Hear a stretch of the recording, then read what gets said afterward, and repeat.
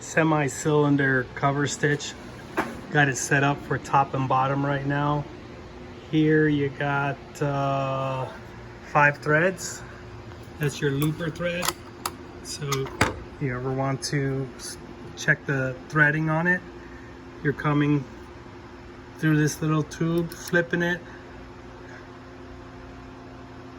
going down the little tube to the tension. This tension here is very light, very light. Sometimes it doesn't have any tension at all. And then you have this small little tension. This is just like a retaining tension. And then you're going through this loop. That's what gives you the looper chain. See, so when you're gonna thread it, you're gonna bring it all the way out here. Then you're gonna go through this loop and right through here and right there. So when it's working, it should look like that. See? It gives you that.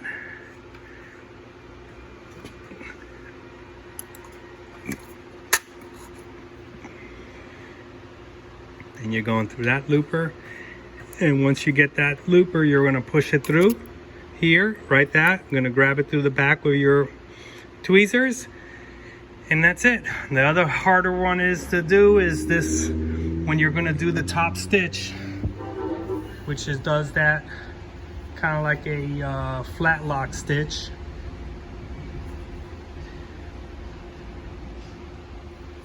So what you're gonna do with that one, this one is also very loose. When I test them, I pull them and then I pull it back through here. And then you're going through this loop, very simple, very simple. You're gonna go through here and then you're gonna go through that little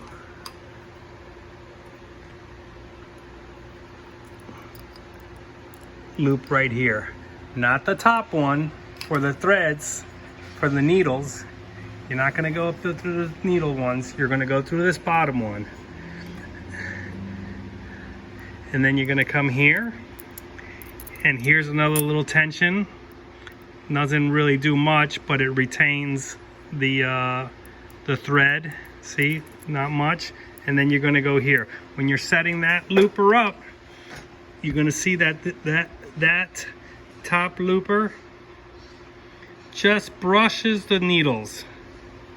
Just brushes the top of the needles. So if you ever have to go through it and set it up, put it in timing, you'll see that that thing is right there. So you're here, you're gonna go right through there, and then you're gonna leave that thread just picking up. You see, it just picks it up and it crosses and then it comes back around. So you're gonna go down.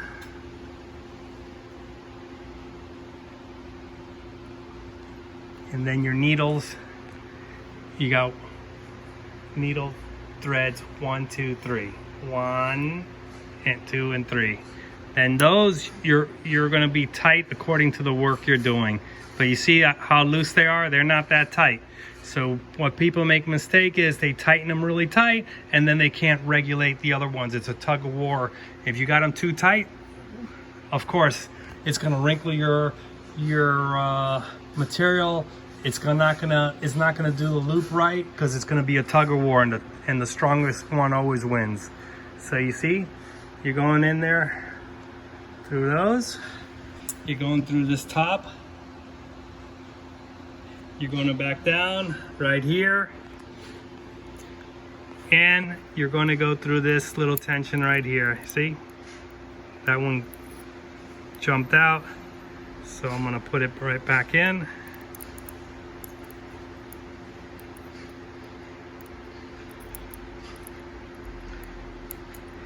And then you're back on. So then right here, your threads are going up, and that's it. You're gonna go sew.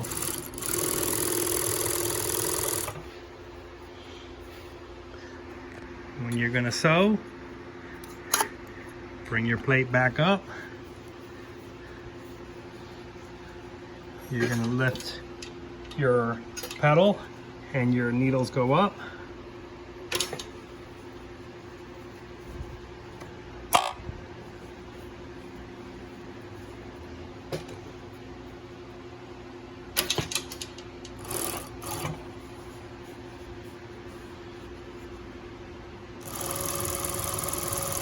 Now you're getting the top and bottom stitch. Beautiful stitch right there. You see that?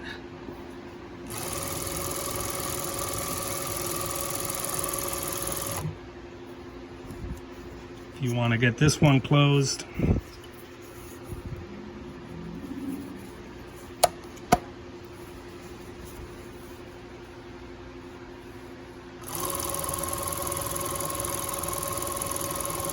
this is a differential.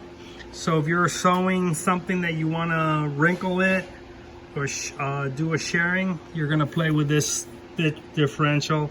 Very rare. Very rare. I would say 1% of the time you want to mess with these differentials. And this is where you're going to, when you're going to do the binding, you're going to put your binding in place right here.